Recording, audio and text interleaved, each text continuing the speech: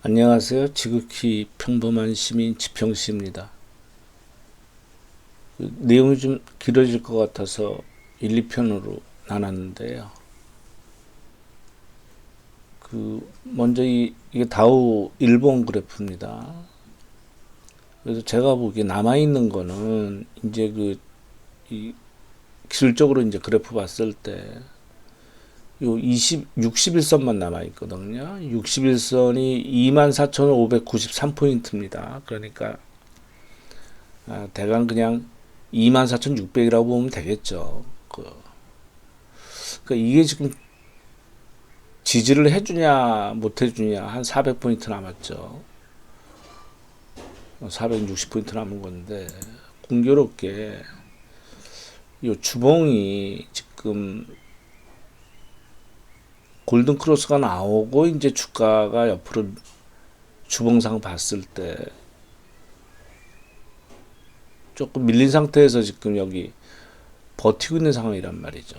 그러니까 이제 21선은 내려가면서 이게 다시 반등이 나오려면 여기서 다시 들어줘야 되는 얘기 아니겠습니까? 근데 이 21선이 지금은 당분간은 좀 하락선을 그을 것 같은데 옆으로 요게 21선이 공교롭게 24,582예요. 그러니까 거의 한 24,600을 보면 되겠죠. 아까 비슷하게. 그러니까 그 언저리에서 반등이 제대로 나오냐 못 나오냐 아마 이제 그런 상황이 될 텐데 어제 금요일 날 장대 음봉 나면서 거래가 좀 꽤 실렸어요. 나스닥은 더 실렸죠. 일 거래량으로 봤을 때. 그쵸. 거래량이 많이 실렸습니다. 이제까지는 제가 저의 뭐냐 감이고 이렇게 말씀을 드렸었는데 증권사에서 리포트 나온 게 있어서 그냥 그거는 그냥 객관적으로 나온 거에 대해서 일단 신문 기사하고 같이 해서 말씀을 좀 드려보겠습니다. 증권사에서 이런 레포트를 만든 이유는 그거였죠. 왜냐하면 각 증권사들이 특히 대형사들 위주로 해서 해외 투자를 굉장히 권유를 많이 했죠. 왜냐하면 우리나라는 몇 년 동안 가두리 장사에 갇혀서 뭐 수수료도 뭐 많이 낮아지고 뭐 여러 가지 분들이 있으니까 미국은 뭐 이렇게 해서 수수료도 받아 먹을 수 있고 또 첫째는 미국 주가가 좋으니까 이제 그런 부분이 있었던 거죠. 그러다가 이제 이렇게 많이 오른 상태인데 여기에 대해서 많은 이제 의구심들이 들었죠. 그리고 이름이 알려진 많은 사람들이 자기가 보유하고 있는 주식들을 파는 사람들이 많이 나왔다는 얘기죠. 그러니까 거기에 대해서 이제 레포트가 나온 거죠. 왜냐하면 요번 달 들어서 이제 전혀 이제 힘이 없지 않습니까? 그죠? 그러니까 이제 그런 레포트가 나왔는데 내용을 이거는 그냥 레포트 내용이라고만 들어주십시오. 지금 하는 거는 그냥 몇 개 발췌를 하겠습니다. 그래서 이제 증시 고평가 논란이 드니까 이제 먼저 서두가 이렇게 한번 해볼게요. 그러니까 뉴욕 시립대 교수인데 노벨 경제학상을 수상한 폴 크루그만이라는 사람이 칼럼을 실었습니다. 경제는 추락하는데 증시는 상승. 무슨 일이 벌어지는 거야? 라고 칼럼을 썼는데 그러면서 이 사람이 하는 얘기는 다우지수가 미국의 지금 경제를 나타내는 게 아니고 실업률이 미국의 경제라고 이제 결론을 내렸습니다. 그래서 이제 먼저 미국 증시가 반등한 이유를 먼저 찾아보면 사람들이 경제 재개만 되면 모든 것이 회복한다는 어떤 그런 기대 심리가 깔려 있는 거죠. 그래서 실업률이 일이 터지기 전에 보통 뭐 3.5에서 4.5를 왔다 갔다 했었는데 실업률이 갑자기 그 4월 달에 14.7%가 나왔죠. 그랬다 5월 달에 13.3%로 조금 줄으니까 환호를 했단 말입니다. 저는 그게 환호할 일인지는 잘 모르겠으나, 그러면서 돈을 확 풀어버리니까 기업들이 채권 시장에서 자금을 조달할 수가 있게 되는 상황이 된 거죠. 그러니까 연준이 모든 것을 막아줄 것이라는 그런 좀 말도 안 되는 그런 게 지금 저변에 다 깔려 있다는 얘기죠. 그래서 결론은 경제 재개와 함께 연준이 미국 증시를 여기서 더 신고가를 뚫어서 올릴 수가 있냐, 이제 그 얘기인데, 이제 하반기로 들어가니까요. 거기에 대해서 파월은 계속 그 강원 양면적인 발언을 계속했죠. 증시 반응에 따라서. 근데 FOMC 기자간담회에서 분명히 얘기했습니다. 노동시장이 회복되는데 몇 년이 걸릴 수 있으며 수백만 명의 미국인들은 일터에 돌아가지 못할 수 있다. 수백만 명이라는 게 글쎄 1000만 명이 될 수도 있는 거 아닌가 싶기도 한데, 그래서 이게 이 그래프는 왼쪽에 있는 거는 과거 5년 평균 기업 파산 신청 건수예요. 1월서부터 5월까지. 그래서 5월달 기준으로 봤을 때 526건이던 게 722건. 그러니까 한 40%가 더 늘어났다는 얘기죠. 이게 5월달 얘기입니다. 이제 하반기로 들어가면 훨씬 더 많은 기업들이 파산을 하겠죠.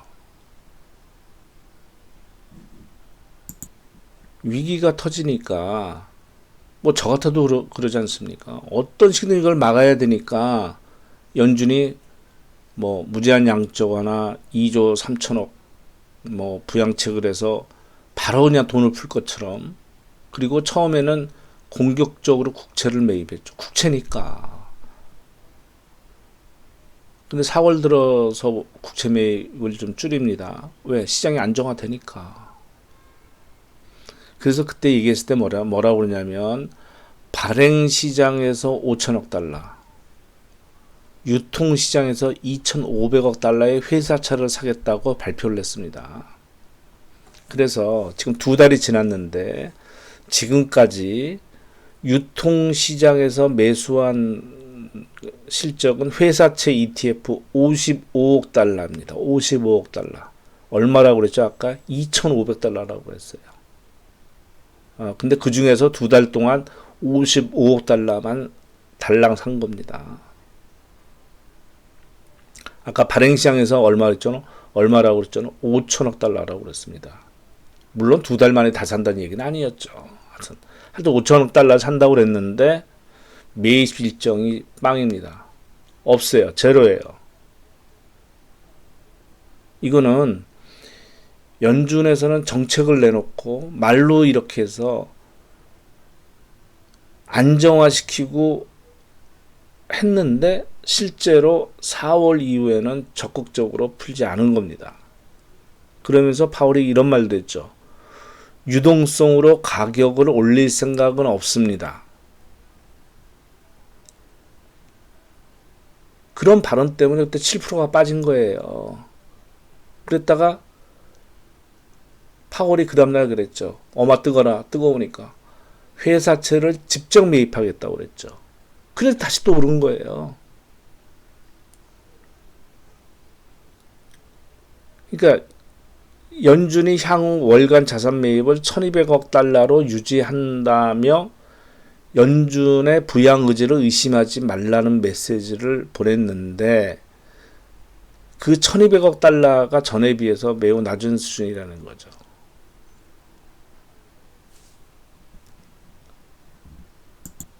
그러면 하반기에 미국 증시는 어떻게 되냐? 그러니까 지금 연준이 말을 한 거하고 행동하는 거를 보는 거죠.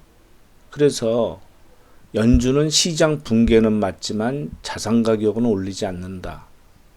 그러니까 이게 뭐냐면 연준이 제로금리하고 부양책을 들고 나왔잖아요. 그거는 시장 기능이 마비가 됐기 때문에 정지 상태에 이르렀기 때문에 한 행동이지 주가를 올리기 위함이 아니라는 거죠. 물론 낙폭이 과다하니까 어느 정도 반등해서 그 정도 수준에 있기를 원하는 거지 지금처럼 신고가가 나오거나 이런 걸 한다는 게 아니죠. 그러니까 그런 기대감이 꺾여야지 증시가 이제 하는데 이제 개인들이 이제 워낙 달려들었으니까 그러니까 나중에 피폐만 남을 겁니다. 그래서 그 사람들이 다 죽은 다음에 또 올라요. 늘 그랬습니다. 증시는 잔인하거든요. 그래서 코로나19가 2차 유행한다는 거는 그냥 기본으로 깔고 가는 겁니다. 그래서 경제 재개를 하기 힘들 것이다. 그래서 결론은 미국 고용시장이 회복됐다고 볼 근거도 없고, 그리고 재정적자 비율이 너무 커져서 추가 정책 하는데 한계가 있고, 코로나19 재개에 따라서 경제 재개 확대가 부담스러워질 것이다. 그래서 추가 상승은 어려워 보이지만 연준이 제로 금리를 유지시키고 최소한의 양적 완화를 지속적으로 가져갈 것으로 보이니까 어느 정도 유동성 공급은 되므로 하방은 지켜질 수 있을 것으로 보인다. 이거 증권사에서 나온 리포트거든요. 그러면 증권사 리포트는 거의 다 굉장히 우호적입니다. 시장에 대해서 우호적으로 쓰죠. 근데 빠지긴 빠지되 낙폭이 크진 않을 것이다 이 얘기잖아요. 쉽게 얘기하자면. 그러니까 빠진다는 얘기예요. 자기들 보기에도. 그리고 나온 기사 중에 그 S&P 500 선물 숏배팅이 2011년 이후에 최고치라고 그럽니다. 그러니까 숏 포지션은 하방에 거는 거죠. 그러니까 롱 포지션은 상방에 거는 건데 롱 포지션보다 숏 포지션이 2배가 높대요. 근데 안을 들여다보니까 기관 투자자들이 하락에 배팅한 거로 나왔다고 그럽니다. 과거에 2009년에 롱 포지션이 사상 최고치를 기록했는데 그 이후에 뉴욕 증시가 10년 이상 장기 강수량이 나타났습니다. 참고로 하시고요. 그 다음에 지금 6월이 다 지난 건 아니니까요. 2분기 종료를 앞두고서 연기금을 포함한 큰 손들이 주식시장에서 차익 실현을 할 수가 있다고 합니다. 그러면 그 다음에 7월 달에 실적이 나오죠. 2, 4분기 실적들이 나오지 않겠습니까? 좋게 나올 리 만무합니다. 샷다운 했는데 어떻게 실적이 좋게 나와요? 그 다음에 이제 은혜에 대한 그 기사가 제 눈에 들어오는데, 제가 2018년 요때 10월 요때 요거를 갖다가 제가 14달러에 샀거든요.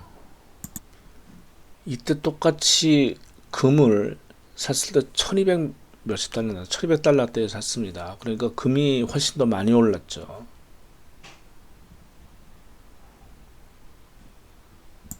그래서 기사 제목은 금 가격 1800달러보다 매력적인 은 18불 이렇게 나왔는데, 그 내용을 좀 보면 그 수요에 있어가지고 하이브리드와 배터리 전기 자동차 생산이 늘어나면 기존 내연 기관보다 은 사용량이 늘어날 것이라고 예상한다. 광전지 하나에 들어가는 은의 양은 줄어들겠지만 광전지 수량 자체가 증가하게 될 것이다. 5G 기술처럼 전도체가 필요한 분야도 기대할 만하다. 그래서 단기적으로는 금은 비율이 하락할 수 있다. 중기적으로는 매장량이 고갈되고 세계 경기 침체와 디레버리징으로 비철금속 채굴이 감소하면서 그 부산물인 은의 공급이 제한될 것이다. 장기적으로는 미국 정부의 불안정성과 당파성이 높아지면서 장기간에 걸친 연방정부 셧다운 등의 재정적 실수가 발생해 달러의 신뢰성이 하락할 가능성이 높아진다. 그리고 전기자동차와 강전지가 2019년도 운송비 증가에 큰 영향을 주었다. 광전지 수요로 구매 계약이 7% 올라갔다. 은동전이나 은괴와 같은 은실물 투자는 금년 중 2억 1,500만 온스까지 16% 상승해 3년 연속 상승세를 기록할 수 있을 것이라고 전망했다. 그러니까 이 실물 투자자들이 증가한다는 것은 종이은보다 이건 물건의 물량이 잠기는 거잖아요, 실물이. 그래서 어떤 분들은 꼭 이게 달러와 물론 금은 역외관계가 있죠. 주가하고도 좀 그런 면이 있고 같이 오를 수가 있어요. 그랬다가 나중에는 금과 은만 오를 수가 있다고 저는 보거든요. 지금 사람들 불안한 거예요. 주시장 하면서도 큰 손들은 빠져나오고 그럼 뭔 일 생기는 거 아니야? 하면 뭐 어디에 손이 먼저 갑니까? 금에 먼저 가죠. 그거는 돈 많은 뭐 기관 투자가나 뭐 거부들이 금 사는 거고 손바닥만한 게 8천만 원이 넘는데 좀 더 올라서 1억 넘으면은 일반인들이 이거 뭐 1kg짜리 저 골드바 사기가 쉬워요. 실버바 지금도 80만 원대인데 그것도 올라서 실버가 만만하지. 그래서 저는 물론 저는 주식하는 증권쟁이로 몇십 년을 산 놈인데 주식도 하죠. 어차피 오르든 떨어지든 간에 레버지나 인버스 제가 알아서 하면 되는 거니까. 그러나 저는 은은 요거는 무조건 뭐 보험이 됐든 뭐 투자가 됐든 나를 지키는 뭐 심하게 표현하자면 뭐 그런 표현은 필요 없지. 뭐 전쟁 날 것도 아닌데. 그래서 저는 이 실물은은 종이은을 워낙 많이 갖고 있어서 실물은은 세 자리 이상 가면 팔을까? 저 혼자 생각입니다. 100달러 넘어가면 실물을 팔을까? 실물은 손대고 싶은 마음이 전혀 없습니다. 이건 제 생각이니까. 예, 감사합니다.